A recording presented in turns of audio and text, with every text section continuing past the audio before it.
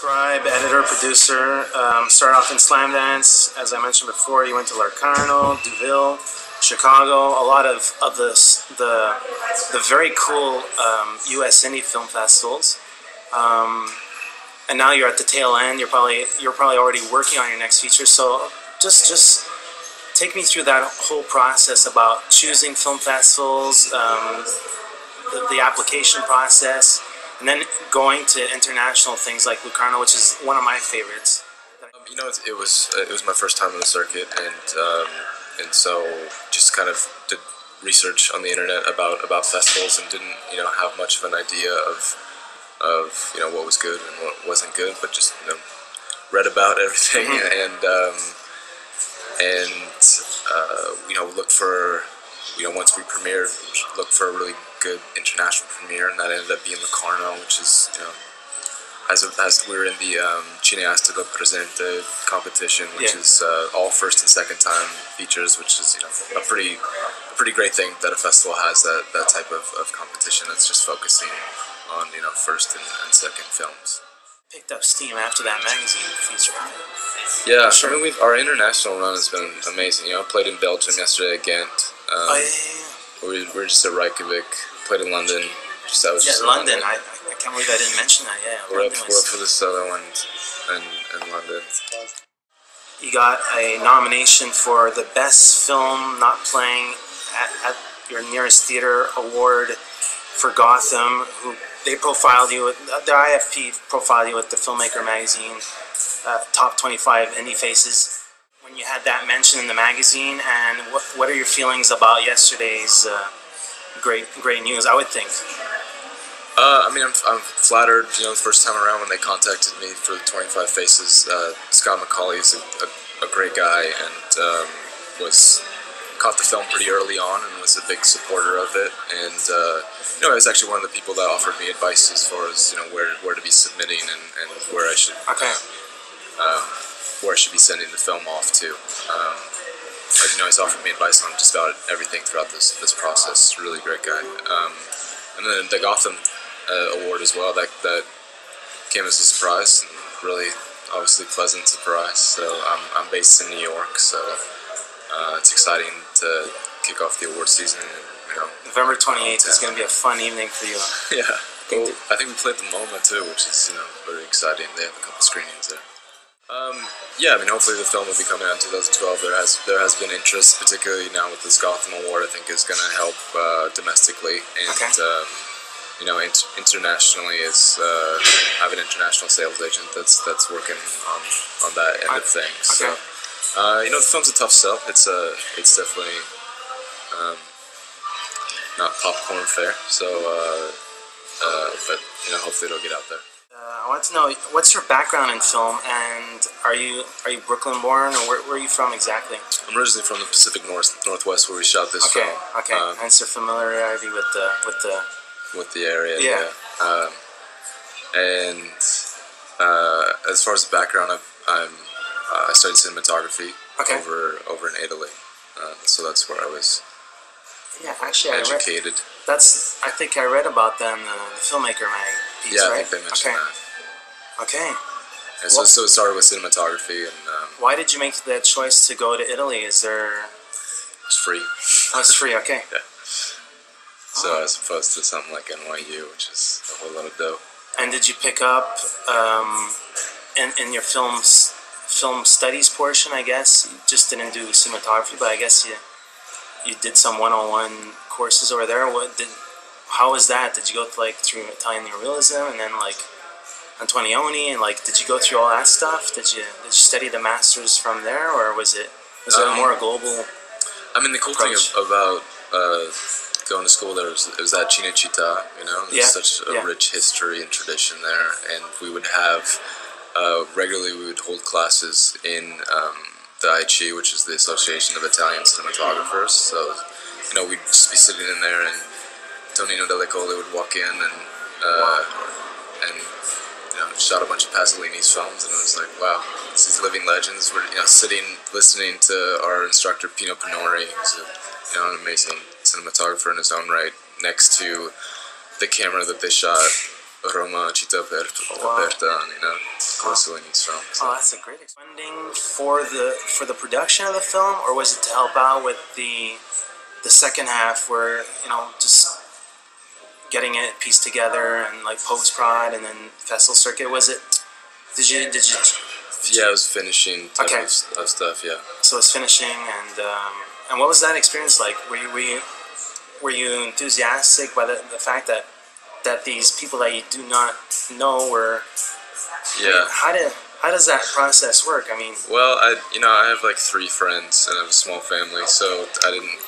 There wasn't a whole lot of contributions coming from people that I knew, so I relied on folks that had bigger networks that were involved in the film. But it amazes me that things get funded this way. I think it's pretty fucking cool. So.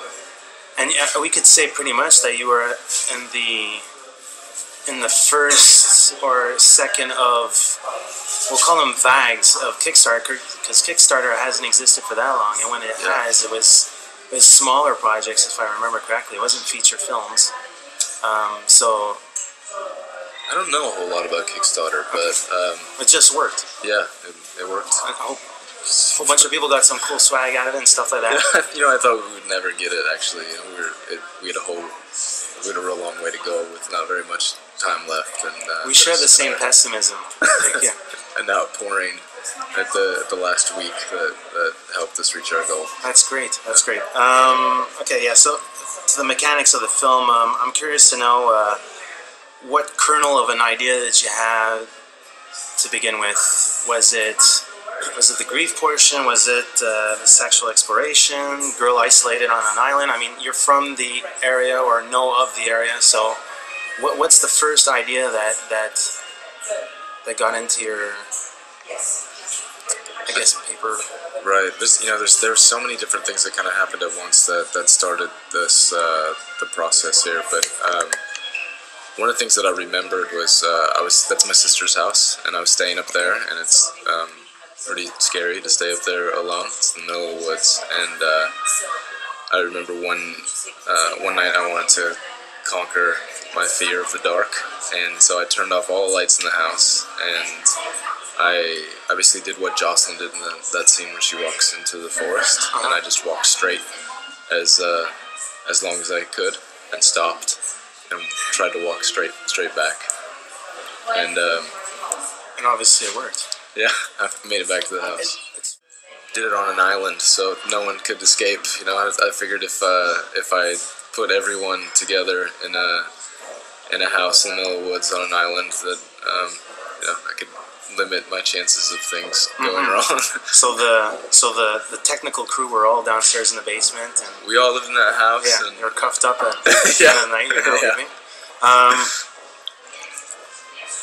Yeah, talk about the visual strategy for an indie film. I thought there was a lot of intentional play with the foreground, the background, lensing out of focus, in focus. The framing was just like, it was really eloquently done.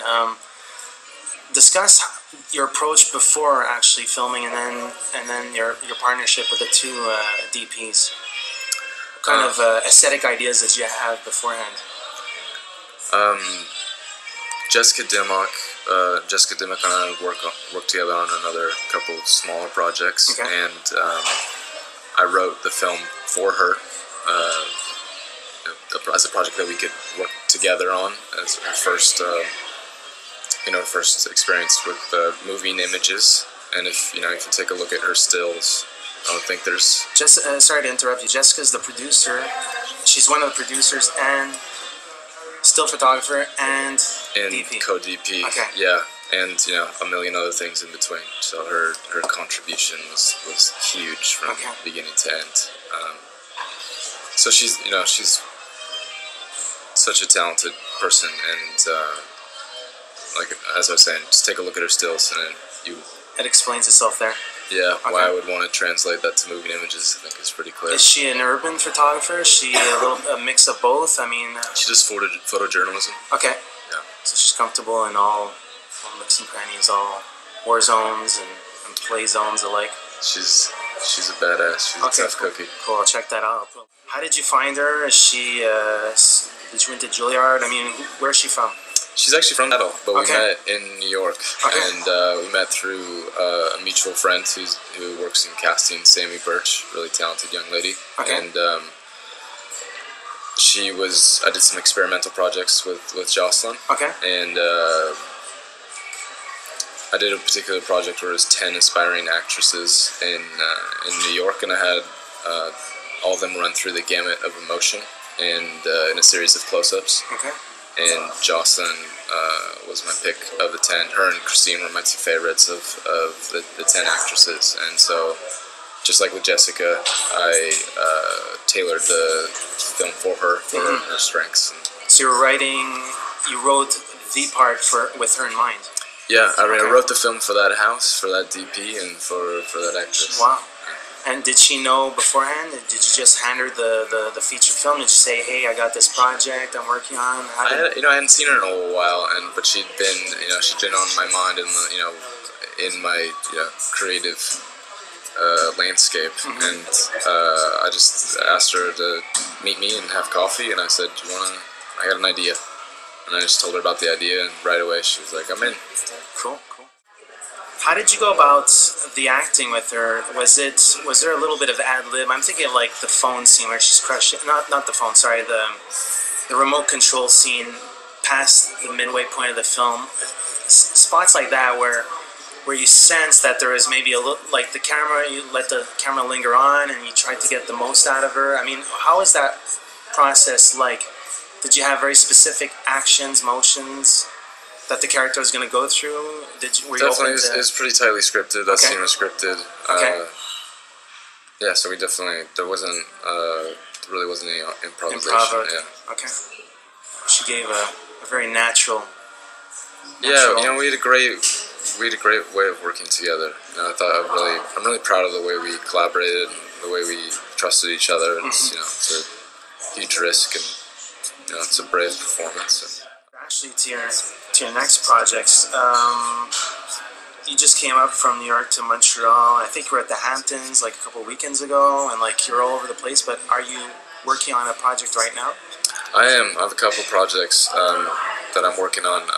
The next film, I'm heading back to Italy in the winter and shooting a film in Sicily.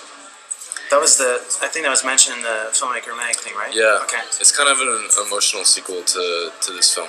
Okay. It's what I imagine this more baggage would be like in 30 years. Okay. That's cool.